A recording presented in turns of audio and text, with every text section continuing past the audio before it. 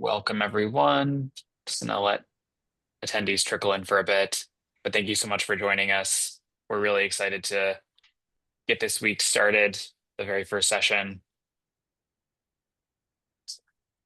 depending on what time it is. I hope everyone has their coffee handy or tea.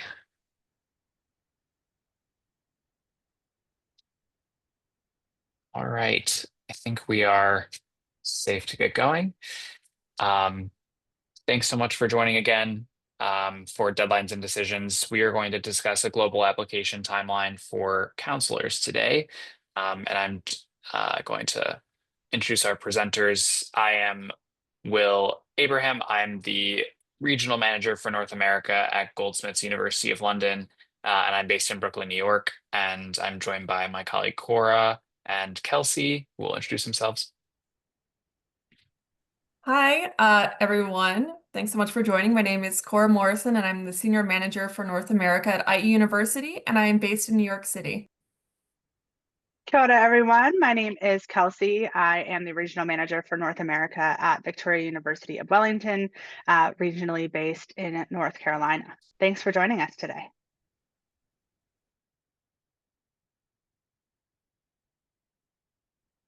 So, what we're going to talk about today is how we can basically navigate various deadlines and decisions for students when they're applying to overseas institutions.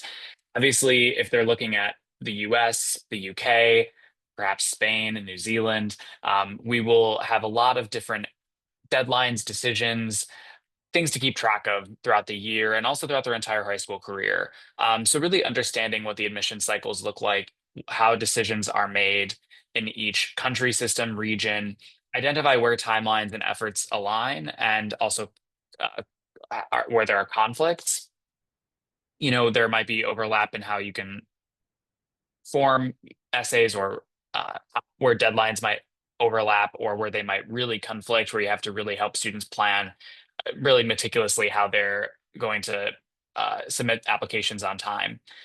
So to help students best plan and prepare, we're going to give you some tools today, specifically for AIRR-NA universities, but also for international universities in general, that will hopefully help really kind of smooth the process for students when they're looking overseas.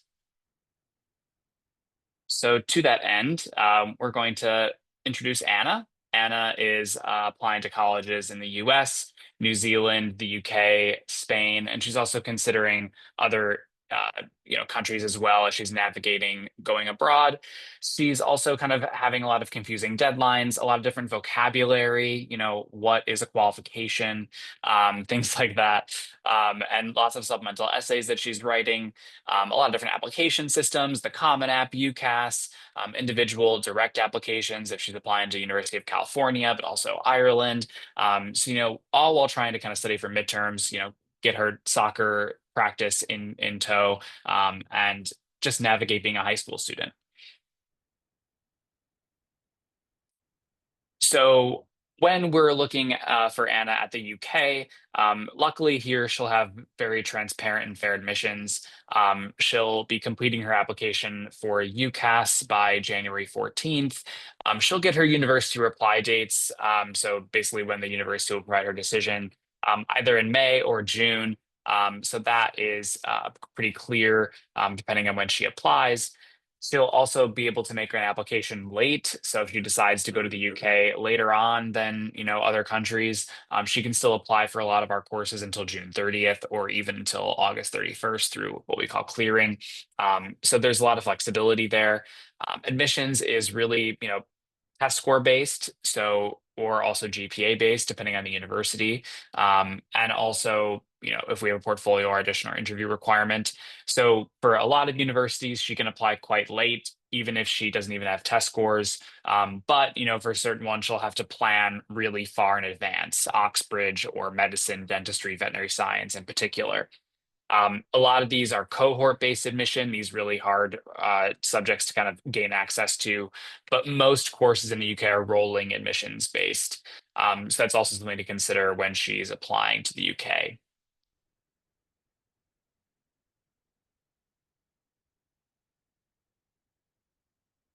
Okay, so I'll actually kind of pick up here now, talking a little bit more about Spain, but I also wanted to briefly touch on, in general, if a student is looking across the EU, the process can really vary a lot depending on the country, whether it's a private or a public university.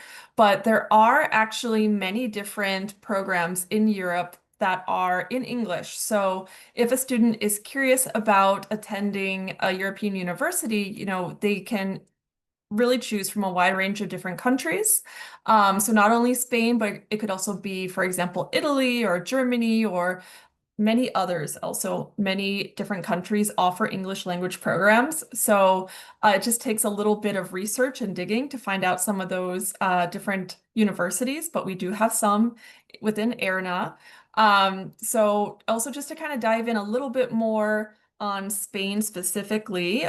So the process also, as in many other countries, can vary a little bit depending on whether you're looking at a private university or a public university.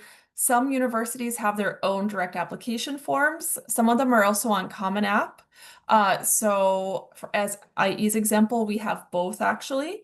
And students often will apply directly into their degree or major. So as is the case in many other places too, students do not really come in undecided, but for those students that are knowing what type of degree they want and what they want to study, it could be a great option for them. They apply directly into that major and they get started from year one.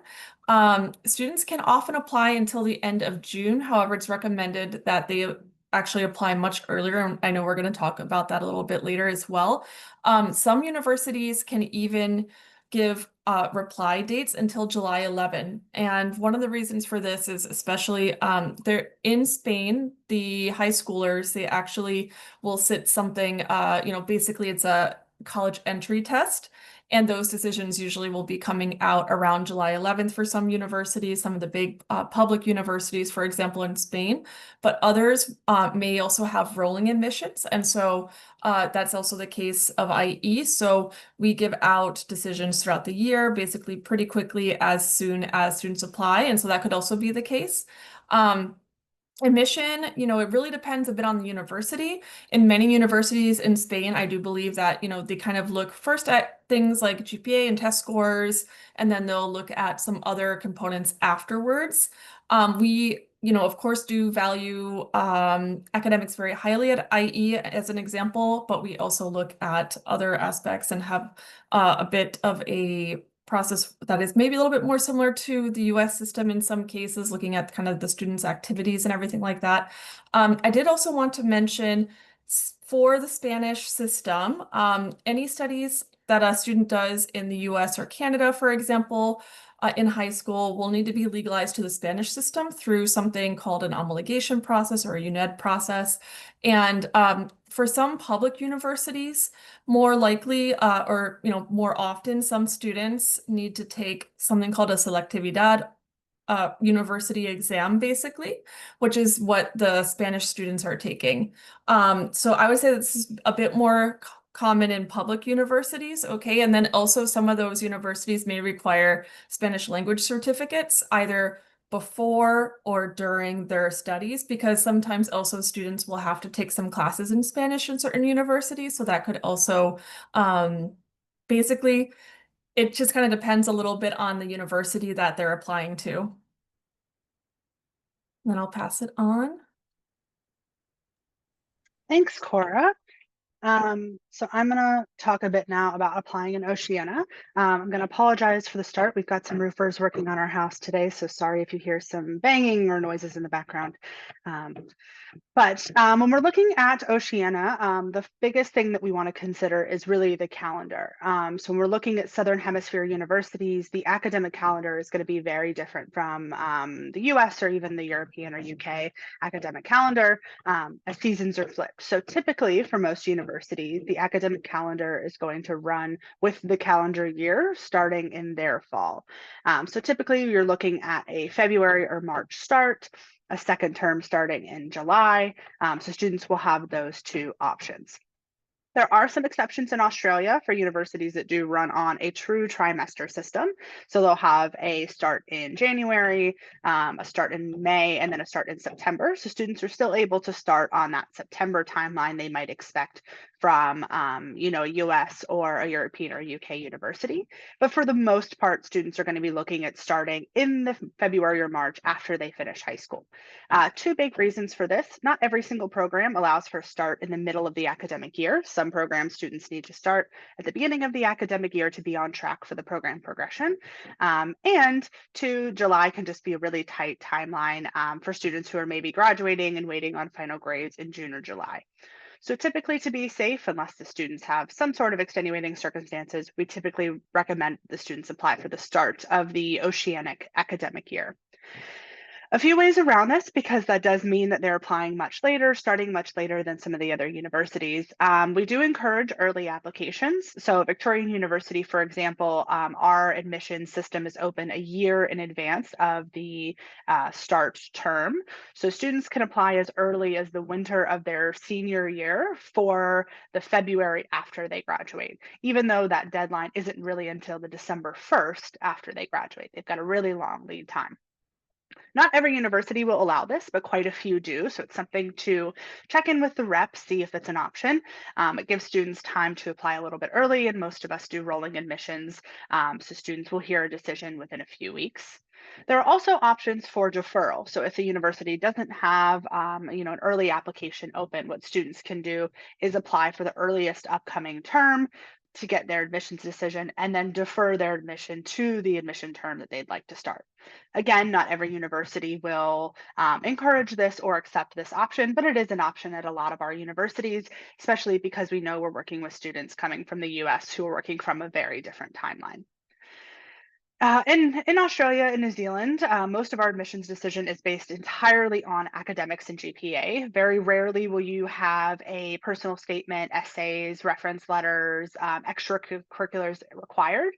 Most of that doesn't factor into the admissions decision at all. So it makes for a very short timeline once students submit their applications. We're looking just at their academics and GPA. Are they suitable for the program they're applying to? It's a quick yes or no, and then usually they'll hear a decision within 2 or 3 weeks. Depending on if they're applying a bit early, of course, if they're doing that 1 year ahead of time, it might be a little bit longer for them to hear an admissions decision. But that's where it's great that you have all of us in AIRR-NA as resources to reach out and say, hey, I've got a student who's applying early. Are you able to see if we can get an admissions decision a little quicker? And sometimes we can work the brakes on our end and get things through a little bit smoother. So there's a lot of ways to navigate kind of this different academic calendar when things can be a little overwhelming and a little bit quite different from the system that students are used to. But as you'll see, we'll talk about in a bit, we have some really great tools to kind of help you navigate this.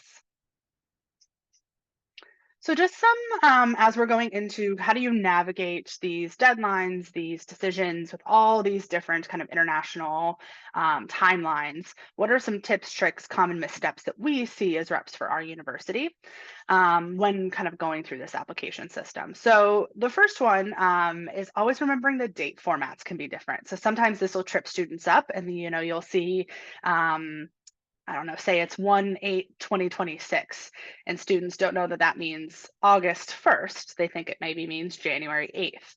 So something to always keep in mind, double check how the date format is for your country, how they're writing things out, what is the actual date, double check in a couple of different places, just so that you don't get confused or miss an important deadline. And also factor in time zone.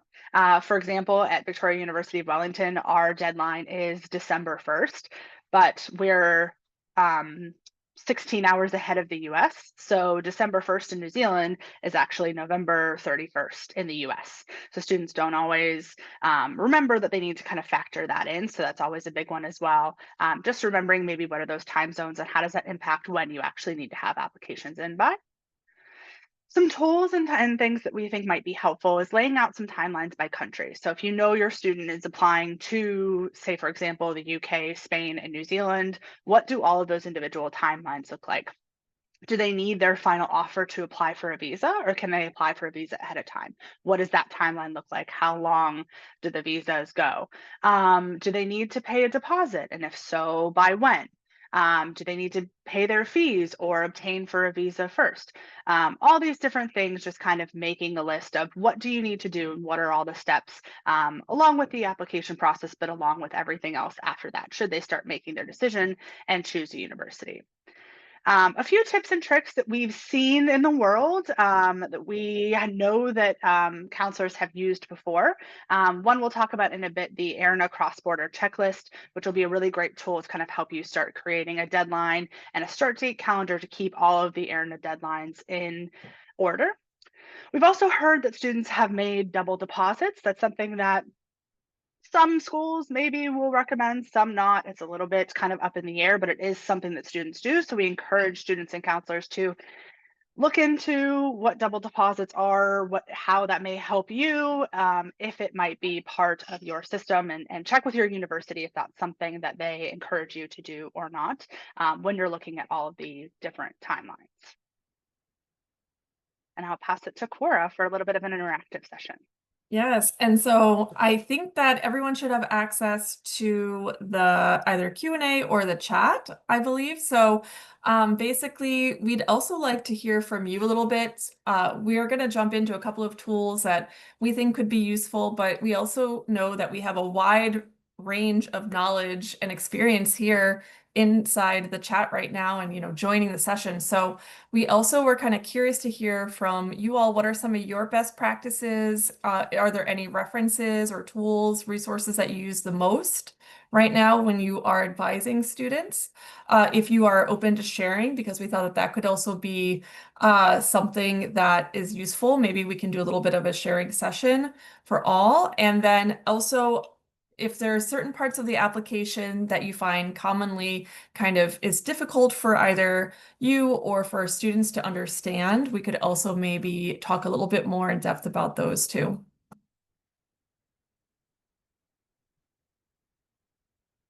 Gonna say, I don't think anyone has shared anything yet. Right, Will? I don't see anything yet.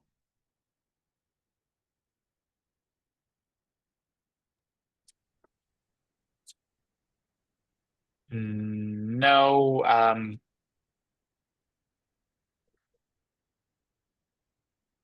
I think. think we just got one. We got a question about cohort-based admissions, right? To maybe share a little bit more about what that is.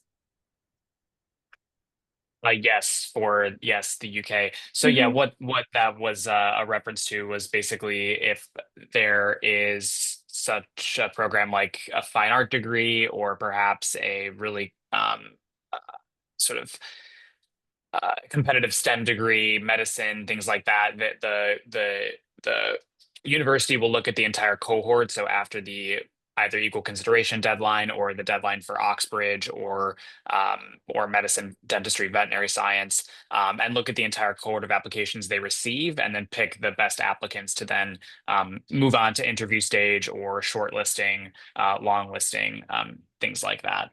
That would be the kind of broad definition. Great. And I'm seeing a couple of things coming in now in the chat as well. Thank you all so much for the participation. I do see that someone shared a helpful link saying that they've used this in the past when working with students. Looking at Europe, the timelines can be very different and it helps to track the processes.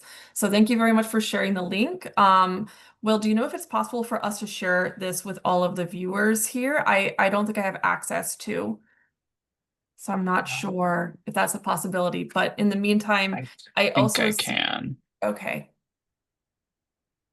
great. And I also see mentioning that we use Unifrog, Uni platform to steer our conversations with students. We have also internal deadlines and remind often. Yes, lots of communication, right? Yeah, Unifrog is another platform that I'm familiar with too. And then I see there's another question. I don't know, Will, if you want to take this one. It's about LSE, if you know. Yeah, I don't know. I would assume they probably do just based on the kind of school they are, but I don't know in particular if they are. The question was if does London School of Economics use cohort-based admissions, but yeah, I don't know in particular. Jeez.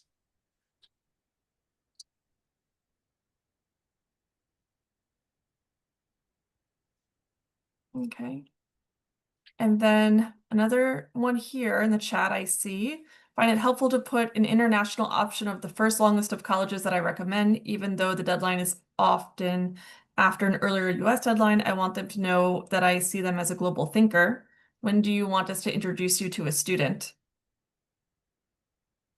Yeah, I mean, I think also feel free to jump in either Will or Kelsey, but I think from my point of view, at least, we're here also in the region to assist everyone. So usually counselors will often put us in very early in touch with the student.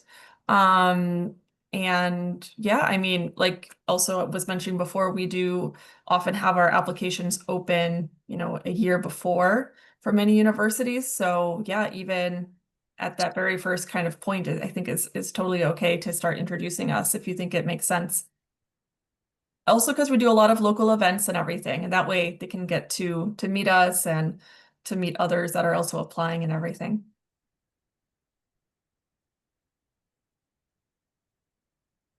And then I see there's another question here, or maybe it's saying, okay, tips and tricks. I created a master month by month checklist, which I then customize for each student based on where they're applying. Ah, that's great. Oh, wow. Yeah, segue. Yeah, good segue. Maybe You we'll use that really, then. Feel really free if anyone still has questions or anything like that, feel free to keep adding in the chat and we can also go over them towards the end. Thanks so much, Cora. And it's great to see what everyone's resources are and what you guys have used to kind of navigate the timeline. So yes, please feel free to keep putting in your resources, your tips and tricks into the chat. I think it's also good for us to understand as reps on our side what works for you, what you're already using that's helpful, and to kind of learn from you about how we can help you the best. So that was a perfect segue. Thank you into a resource that we've created that we think would be helpful. We're calling it our AIRR-NA cross-border checklist. So this will be available for download on the AIRR-NA website probably from next week or the week after. So just keep your fingers crossed until then, and we'll let you know when it's available. But this will be a downloadable Google sheet checklist that you can edit yourself. It'll have all of the AIRR-NA universities listed. And you can kind of see on the screenshot, I know it's a bit small here, but you'll see the name of the university, the country it's located. So if you want to filter by certain countries or lists of countries, you can do that as well. And then you'll have each term start month and the relative application deadline. If the university allows for multiple starts, you'll see those listed as well. And then you can see for an example, the Australian universities who do that January, May, September start that I mentioned, it'll have that in order of their academic calendar. So it's a great kind of all-in-one resource for kind of knowing where the deadlines are. We'll try to keep us updated year on year. And then there'll be check boxes in each of the application requirements for that university. So our hope is that you'll be able to download this for yourself, make a copy, and then use this to kind of work through with your students what universities require what the checklists are. There'll be little notes as well on each requirement. You can see the little kind of flags in each corner. That'll be a note if there's maybe a CV or resume required, if it's only required for certain programs, if the portfolio is maybe only required for certain programs, if there are caveats to those requirements, just so you kind of know what you're looking at going in, and it takes some of that work away from you guys as well. So like I said, this should be available on the website for download, hopefully in the next 2 weeks or so, and it'll be an exhaustive list of the AIRR-NA universities. But if you guys have suggestions or there are things that you would maybe add or take from this tool, please let us know. We'd like to make it as useful as possible for you. So if it's not working for you, we'd like to change it so that it is. And I think I'll pass it to Will to chat about another tool. Yeah. So basically, we also will have on our website after September 2nd, I think is the launch date. All these tools we'll have throughout the week. We will offer this timeline builder tool, which this is a snapshot of just a little bit of what it will consist of, with sort of a aim to kind of show how application timelines differ across all of our region and country systems. The big takeaway being, it's the same students that are going to all these, but very different calendars, so counselors need to kind of plan early and help the families and students plan early as well.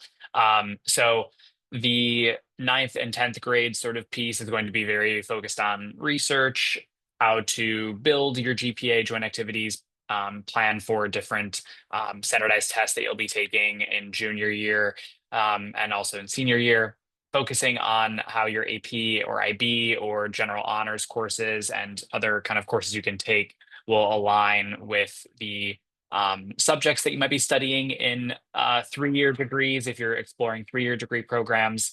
If you're looking at kind of keeping track, how to keep track of all your activities and building your resume, if you're looking at mainland European universities that might require a CV or that kind of document. And then in 11th grade, you'll kind of be looking at all of the standardized tests that you're taking, personal statements, writing, kind of getting prepared for writing those, and taking subject-based entry tests if you need to, preparing for interviews, doing mock interviews, things like that.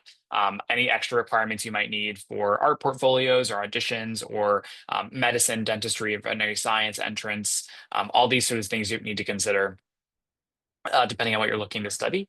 And then also in the final year, there is a month-by-month timeline builder that will have featuring each country system, featuring deadlines. So everything from Oxbridge deadlines and medicine, UCAS deadlines to scholarship deadlines and what those look like for each country system, financial aid deadlines if the school's on FAFSA, keeping all of that in mind along with the US. And then things that are more universal preparation. So collecting recommendations, finalizing essays, and comparing offers, what reply by dates look like for each country system. So basically that will tell you when each country is getting back to students generally. And that will also help students plan. So if May 1st is not realistic for their US institutions, what that might look like going forward. So in short, US students are going to be submitting applications, but the deadlines are kind of clustered differently. So these tools will kind of help you navigate that going forward this year.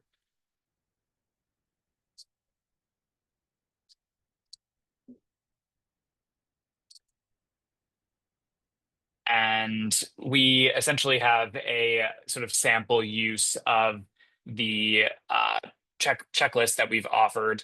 And so using our 3 universities as an example, you can go through the entire checklist and you'll have the ability to look through what's required for each university and go through and see, have I got the my passport sent to the university, from the perspective of a student, has my CV been sent for, IE, are my standardized tests in for the universities that require them, Goldsmiths and IE. So things like that will be quite easy to sort. So you'll have a one-stop shop for all of our AIRR-NA universities, and basically keeping track of everything that you might need.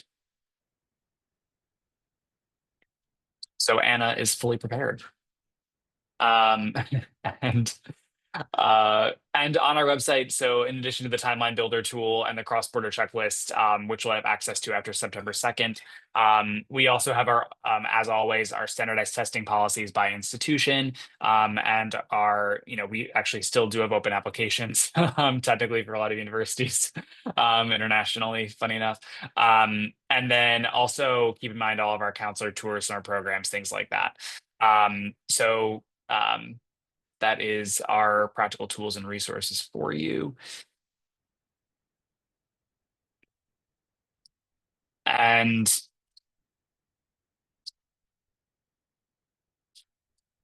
yeah, we are happy to take any questions that you have so far. So this is, I do think there's one in the Q&A already. Yeah, I think it was to let us know about NACAC's University Advocate course, that it was very helpful with resources also offered by country. So it's another kind of tool that might be useful for the group.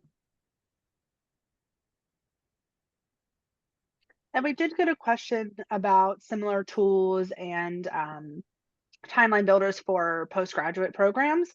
At the moment, this information is focused around undergraduate programs. So good call. We probably should have clarified that at the beginning. But some of our reps do work on postgrad programs, some do not. And it really varies per university. If that the the postgraduate timelines are the same as the undergraduate timelines are wildly different and individual per program. So I'd say that's something we'll look at doing in the future, but I'm not sure if that's an immediate thing that we'll have because it'll require a little bit more legwork on our end. But if you're interested in international master's programs or postgraduate programs, you can reach out to the individual rep for the universities, and we're more than happy to give you information about the timelines and the application requirements because it will likely differ a bit from the information that we've provided here.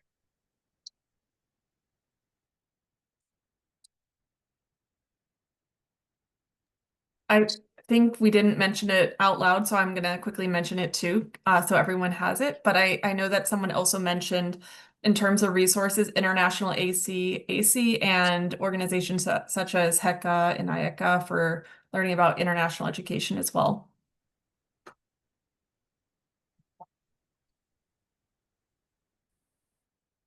But yeah, thank you guys. I don't know if anyone else has any final questions. Please feel free to keep popping them in the chat or the Q&A if you do. We did want to share that we do have some upcoming events that we'd love to see you at. So we're hosting our annual NACAC reception at the NACAC conference, and we'll be doing a few tours over the next 8 months or so. So if you're interested and we'll be in your city, please reach out to register.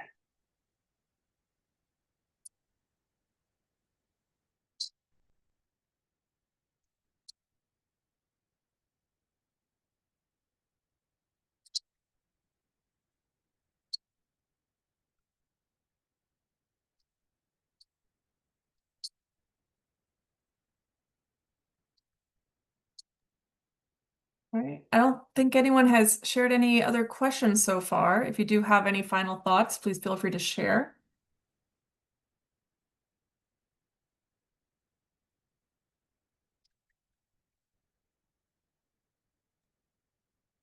Great, thank you all.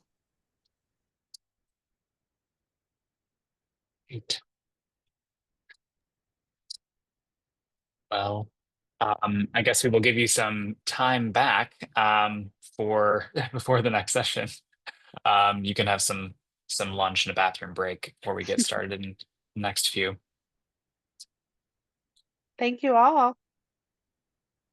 Thanks all. Hope you have a great rest of the day.